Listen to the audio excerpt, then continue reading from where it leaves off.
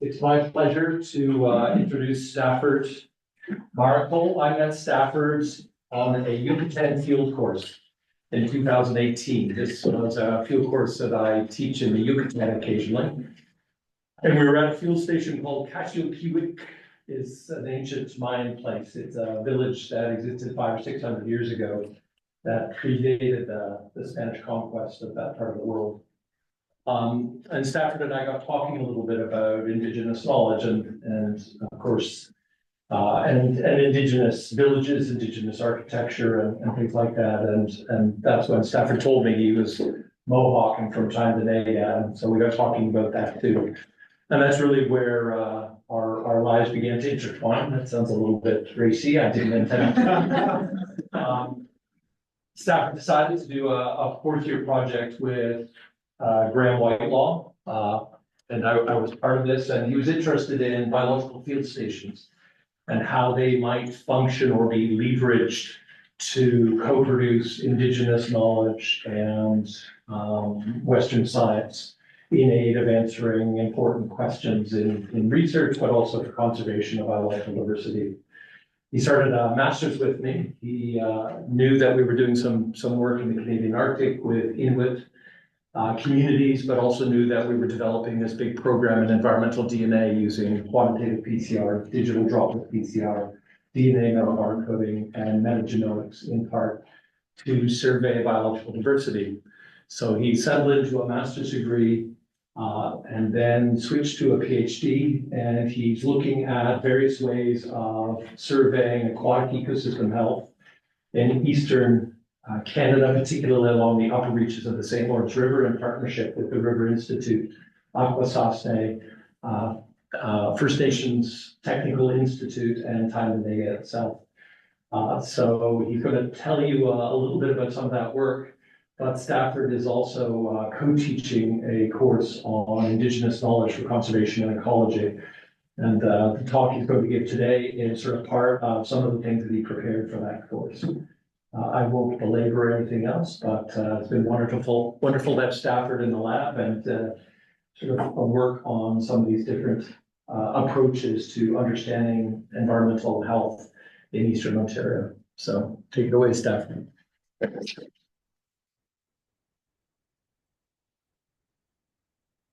So this isn't my exit seminar, so I'm not going to talk too much about my project specifically. But I did want to I will foreshadow a few things from my project, so we'll keep you on edge for when I come back. But a little bit of background. So right around West Yungats, Ganigi Haga, Iwago from Jilodon, Gandagan Idogano, Dano Obari, Wagi Perodon. I always forget this word. Video Youngsta, and a PhD in biology, Queens. So my Mohawk name is Rode Rogbus. It means he chooses roots or gathers roots. There's foreshadowing part of my PhD thesis. I'm a Mohawk from Tyendinaga or Gandege, and I'm American, and I study biology. So as Steve mentioned, I've kind of been trying to incorporate Indigenous knowledge into my education throughout my undergrad. I didn't really realize this until I started working with Steve. But I went back to some of the term papers that I've written, and turns out I actually have been.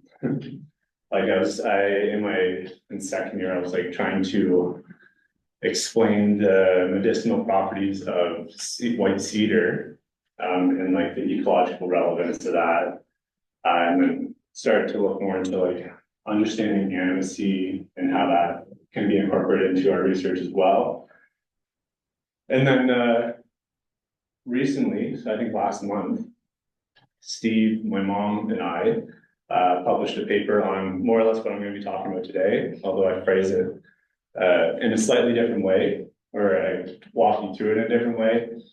But just understanding how Indigenous knowledge can be co-produced with Western research and what you need to know before actually engaging in those relationships. This was pretty cool to get published. My mom's actually defending her PhD tomorrow in education looking at like indigenous ways of knowing, altering how we like organize the education model. And I don't know our thesis as well. She does, of course. Maybe I will tomorrow because it's open. I'm going to watch it. But what really brought me to talk to you guys today is that Steve and I decided to run a grad course going through this book, Traditional Ecological Knowledge, to like provide some background for researchers or grad students on just a bit more about like what you should know before getting into like these relationships with Indigenous communities or working with Indigenous knowledge. And this book gives a lot of that like stories about how different researchers have done it, some background on different traditional practices that provide good examples, and then also how like you can support self-governance of Indigenous communities. So it's been pretty good. We're on hold right now while we're striking. I have another week or two left of it. But yeah, a couple of professors asked to sit on the course, and I didn't want to force any grad students to have extra people there while we talk, so I said I would do it. So yeah, so I'll get into it. Usually when we start talks recently, we start with a land acknowledgement where we acknowledge the Indigenous people who are traditionally in this area, caretaking for it. So here, we're traditionally Haudenosaunee and Anishinaabe people in the Dish with One Spoon treaty area. So this wasn't necessarily like one specific people was here, it was a shared area with a lot of people taking out of it. So you kind of had to know what was going on with those other practices.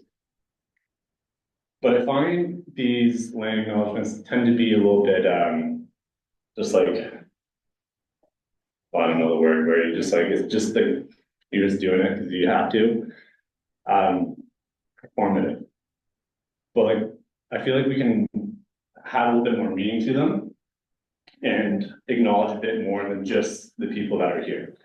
So in my culture, we have the Ohanagari Dekwa, which is the words before all else. And this is kind of our equivalent to a land acknowledgement. We do this before any meetings, any gatherings, any ceremonies. And we actually walk through acknowledging every aspect of nature, the people, the earth, all the different like species, and then starts to get up into like more of that like meta space of like those enlightened teachers, the creator.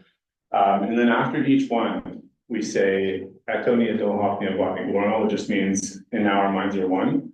So what this is doing is everybody in the room is like thinking about these things as we walk through them. And then at the end, it's like, okay, now we're thinking about these things together. So when you go into those, throughout that meeting, you now know that everybody's on the same page.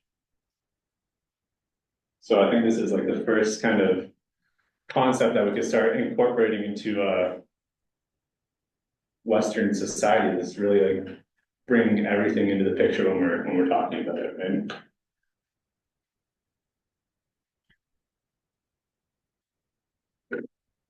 So the big question that we're looking at in this conversation today is how Indigenous knowledge and science can work together.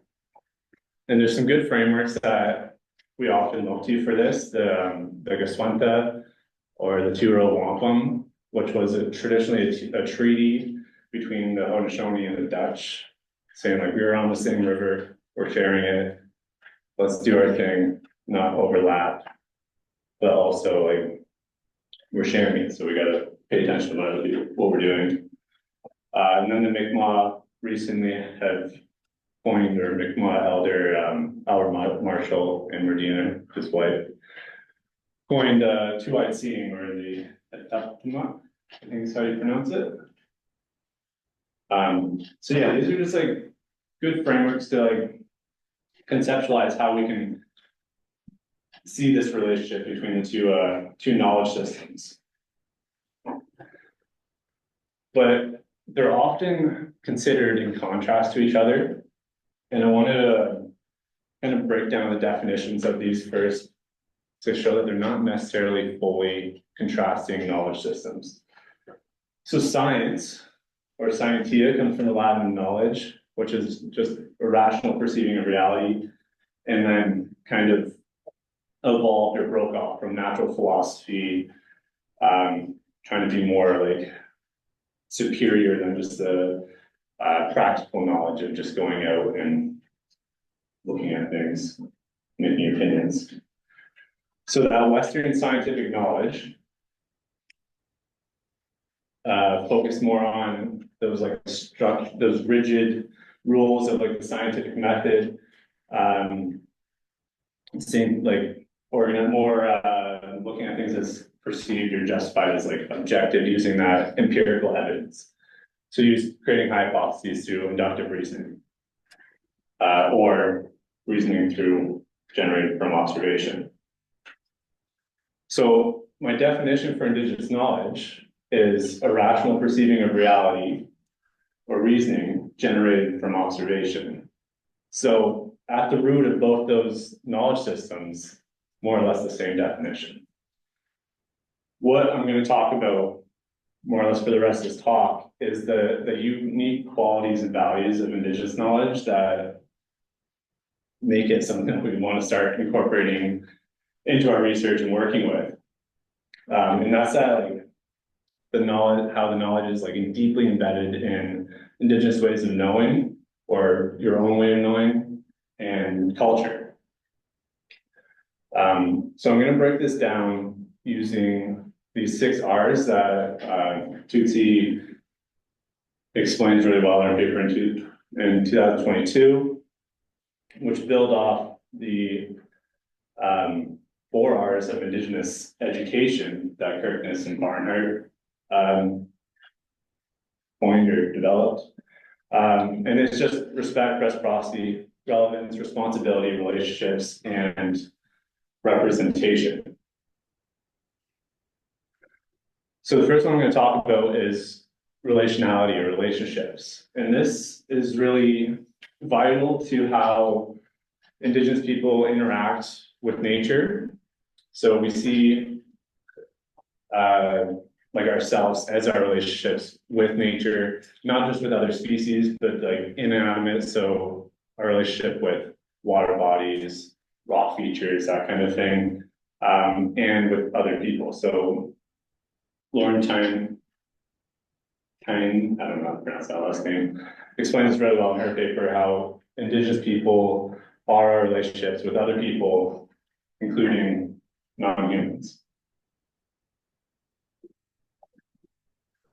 So relevance or place, this really drives the specific social and cultural practices of Indigenous people. And this is where it gets a little tricky sometimes when we start thinking about Indigenous knowledge as like pan-indigeneity, because the Indigenous knowledge of one specific people or one area is really unique to that location. So the example that I kind of think of is my community is really known for fishing walleye. So the people that I've talked to from my research really understood the ecology of the walleye population in the Bay of Quinte, how the seasonality changes, when like exactly when their spawning starts, how the populations have changed over years. But if I ask those same knowledge holders about like say polar bear, they're not necessarily going to know anything about polar bear, right? Their knowledge is specific to this location and these species. So the practices that they have are revolved around that. Now, what they could tell you about polar bears is about the responsibility that we have for them. This is a concept that's shared among most Indigenous people. I don't want to say all because I don't know all Indigenous cultures. But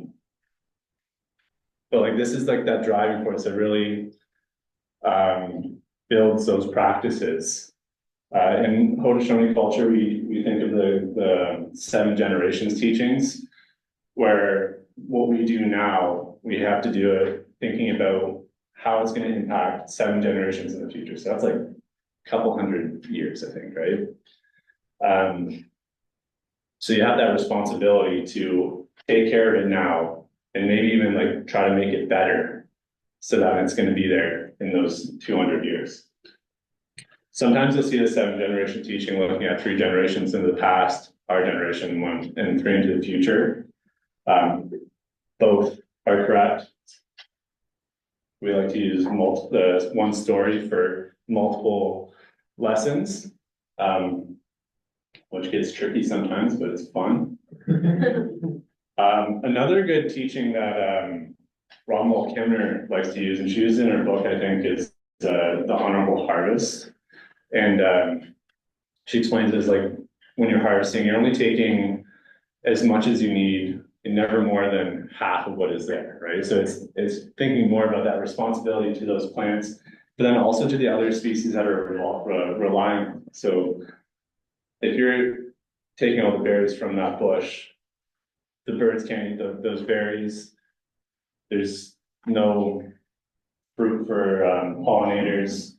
And then there's also, even like for this location here, where we have multiple peoples living in the same area using the same resources, you have to leave enough resources for those other people.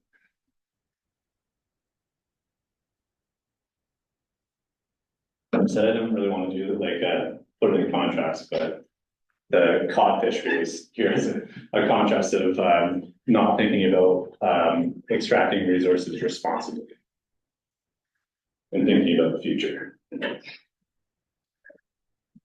So I put these two together, respect and reciprocity, because I think they kind of explain stewardship together.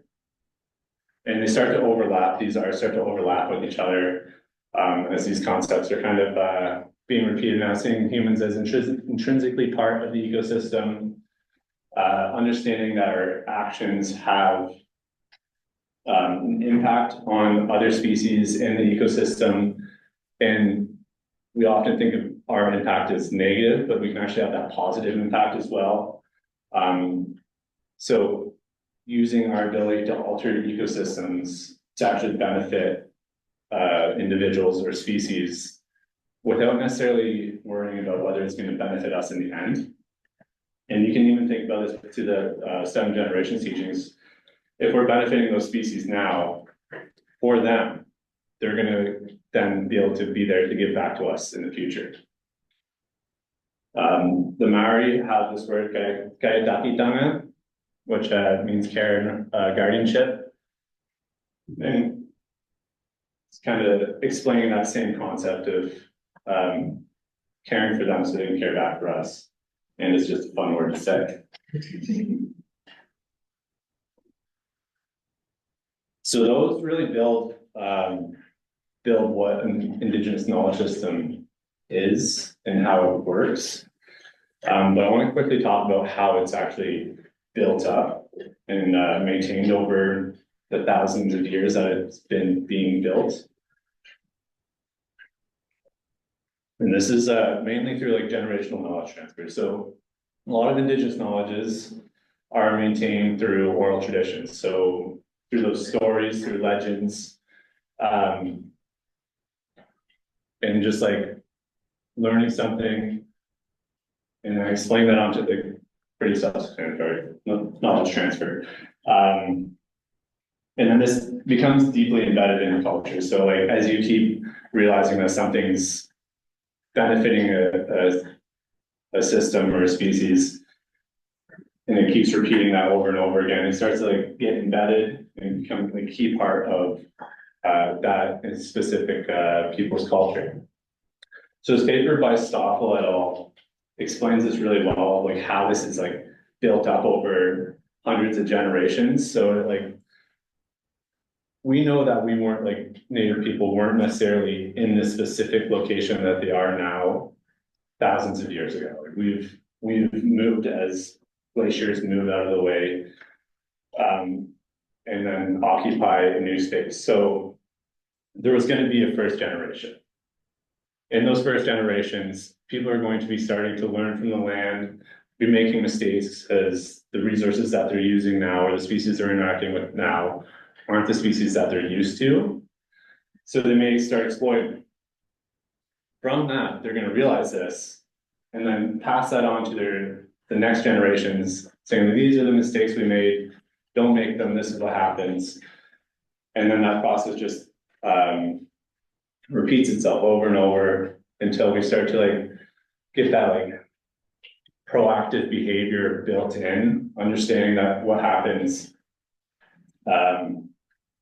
because of the actions that you're doing, like it has outcomes, so you start working with that a bit more. And then those ones that are really key to building like a sustainable practice become like embedded in the culture and like kind of just like explained as the way things are, because it's just how you do it.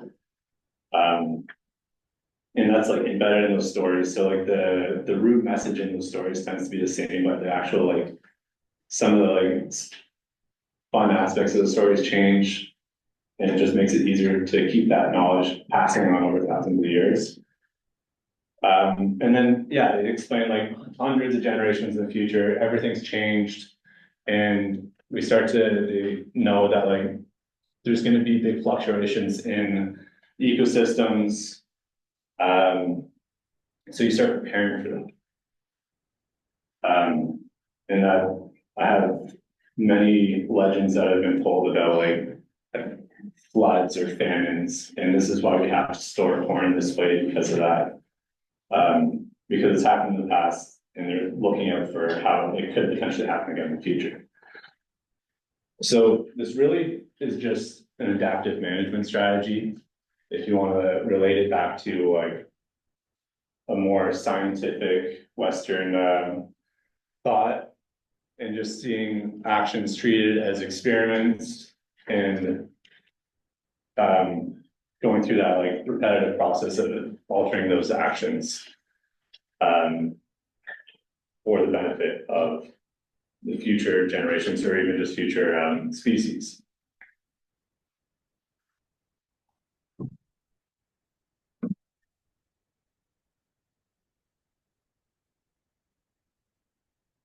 So I'm going to talk a bit about a few examples of studies that have worked with Indigenous knowledge and science together. A lot of them focus on hunting and fishing practices.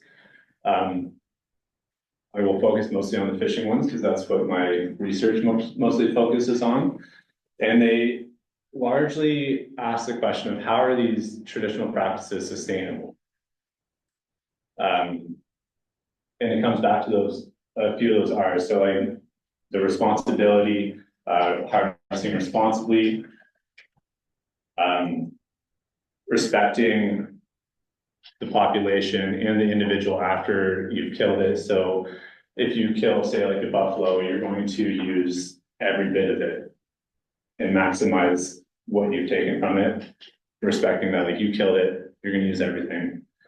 And then questioning before you even kill it, whether you should, if you need to. And then being able to give back to that population because you're taking from it.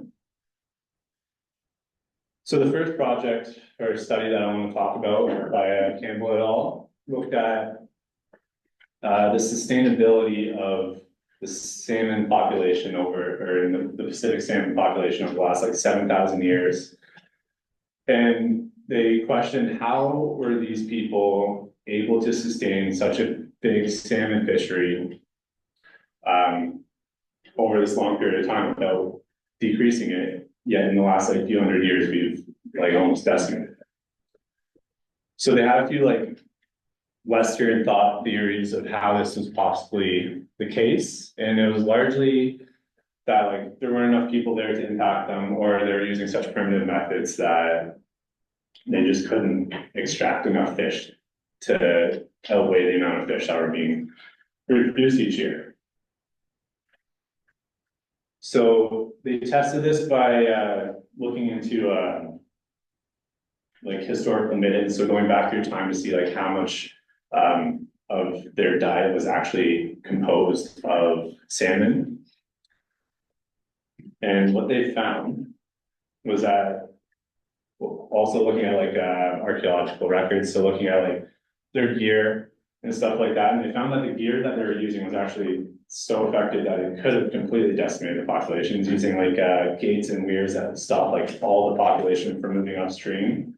And I don't think it's from this paper, but I did see somewhere that like early Euro Americans like actually had to ban some of these fishing methods because they were so effective that they're like, we're just going to decimate the population.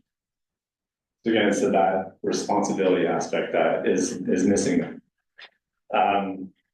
Yeah, so how did they maintain such a like successful population while not like over harvested?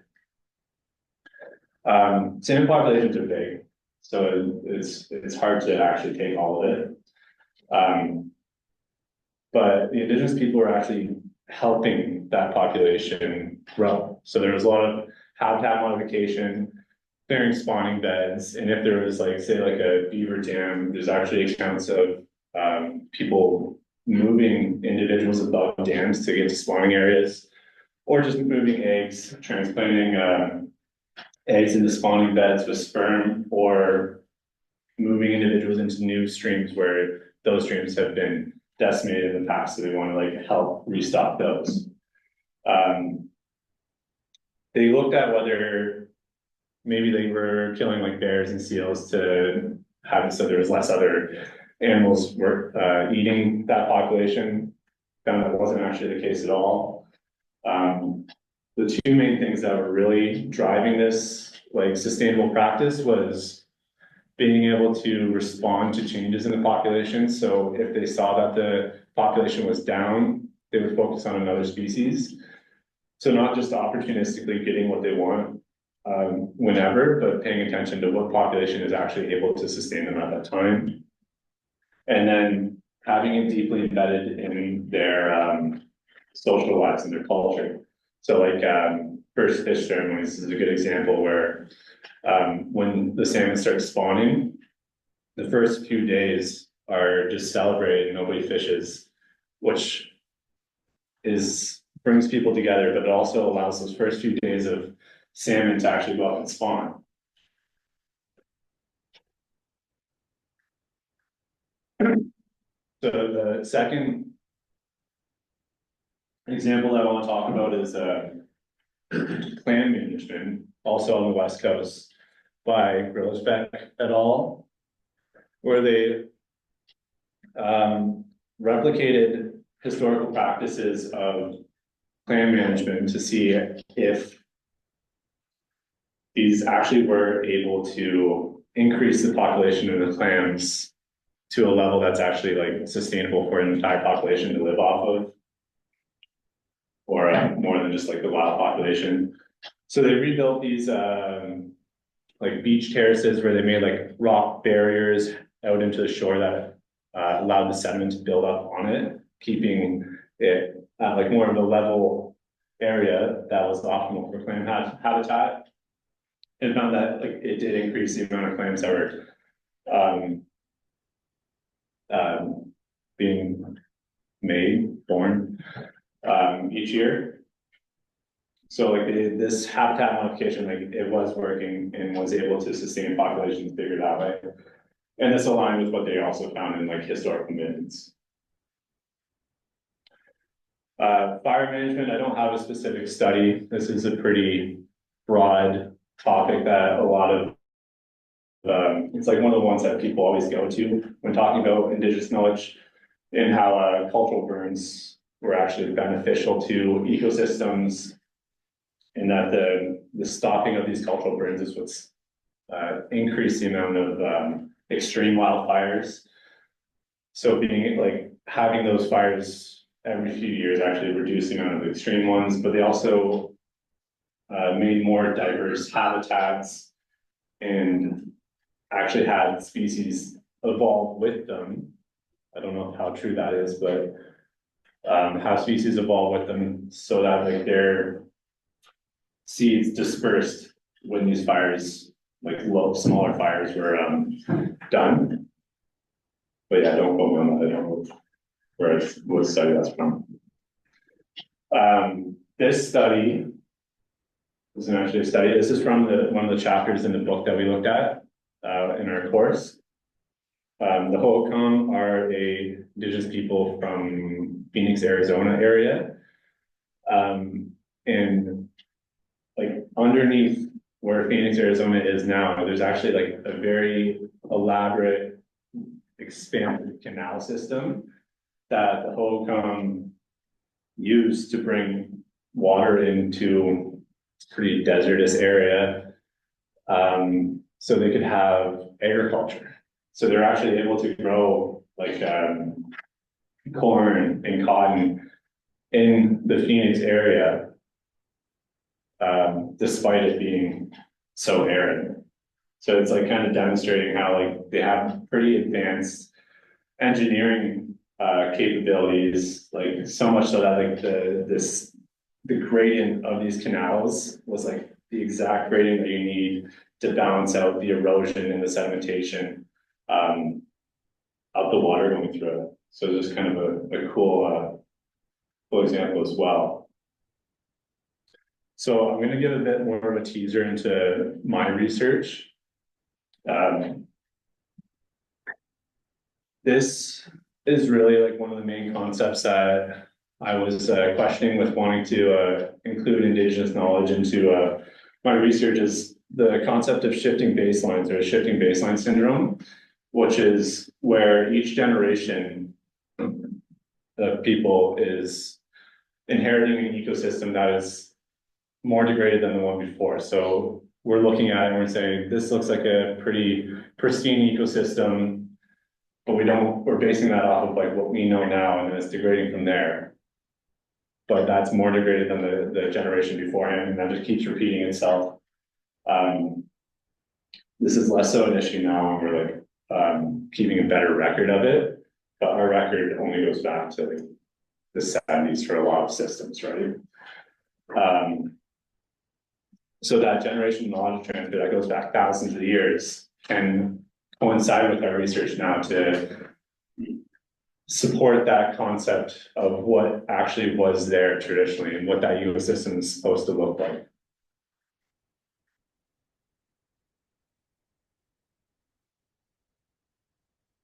So I have two examples. This one looks at the walleye population. I think it's Lake Michigan, Lake Superior, and the traditional spearing practices. So for a while in the 90s, Indigenous people weren't allowed to fish. So there's that gap in knowledge there. And then in the 70s, that shifted. We were allowed to fish, start doing traditional spearing practices again, but they had to be within the government regulated fishing times or fishing seasons. But this community was saying like, this doesn't really work because the fish aren't spawning in that fishing season. So these researchers looked at how the spawning season was changing with climatic events, and was starting to see like, and they saw that the ice was coming off earlier, the walleye were spawning earlier, so the spearing seasons just weren't in the season that they needed to be, which if the Indigenous people were allowed to just continue their practices as they would have, paying attention to the ecosystem, being part of it, they would have adjusted with them naturally. So it just kind of shows like how the Indigenous knowledge knew about this change in climate and the effects on the population before any research was even done. So this is a study that Monica Garvey and I are working on right now, hopefully getting published soon. So I won't go too much into the background of it, and I'll leave that to Monica when she gives her talk. But this lake in Northern Ontario was subject to a large-scale diversion for, I think it was like hydropower and logging. And they put a big dam at the one end of the lake that flowed out of, which caused the lake to invert flow and flow into Lake Superior. But during conversations with the community members, Monica noted that a lot of them were asking about the impacts of the lake sturgeon that the dam had. They're saying like when the dam was put in, they no longer saw sturgeon. Like, can you help us prove that? So that's where my research came in. I was like, yeah, I can create sturgeon primers and look at the DNA in the sediment and see if they were present before the dam was put in and if they're no longer present afterwards. I'll go into more of the methods when I give my AGA seminar. But that's more or less what we found. So we went down like every 5 centimeters or so, and at the date that the dam was put in, you see a shift where lake sturgeon just no longer really appears. So it's kind of cool, and this like supports their self-governance because we can just give this data back to them and help with their efforts in removing that dam, supporting their information, which is where I want to leave you with this and the representation of Indigenous knowledge, Indigenous people in our research. So historically, including Indigenous knowledge has always been pretty extracted and only beneficial to our research. But it has to be more of a relationship and giving back to those communities as well, or back to including those voices that you're taking from into your research. So in this paper that Monica and I are working on, those knowledge holders that were sharing that information with us are actually co-authors on the paper. And then giving that data back to them afterwards so they can use it for their own self-governance. Yeah, that's more or less all I had to talk to you about, is breaking down what that goes into that Indigenous knowledge system. A couple examples of how researchers have been able to co-produce knowledge with Western science and Indigenous knowledge. Yeah, thanks for letting me talk for that.